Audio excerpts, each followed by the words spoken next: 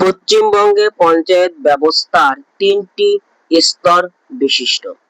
গ্রাম পঞ্চায়েতের কার্যাবলী চার প্রকার। রাস্তায় আলোর ব্যবস্থা করা গ্রাম পঞ্চায়েতের কাজ, অবশ্যই পালনীয় কর্তব্য।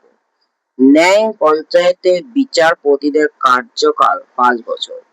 দেওয়ানি ও ফৌজদারি মামলার বিচারাধীন ন্যায় পঞ্চায়েত করতে পারে।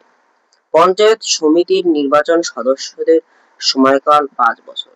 পঞ্চায়েত সমিতির প্রধান কর্মকর্তা সভাপতি।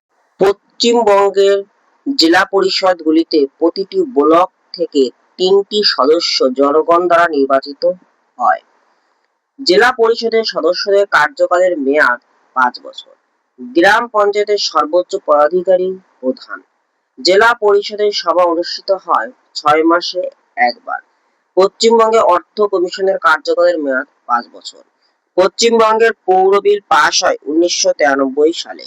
ছোট শহর স্থায়ী সরকারকে বলা হয় মিউনিসিপ্যালিটি। পশ্চিমবঙ্গের পৌর কর্তৃপক্ষ রয়েছে 3টি। বর্তমানে পৌরসভার সদস্যদের বলা হয় কাউন্সিলর। ধন্যবাদ।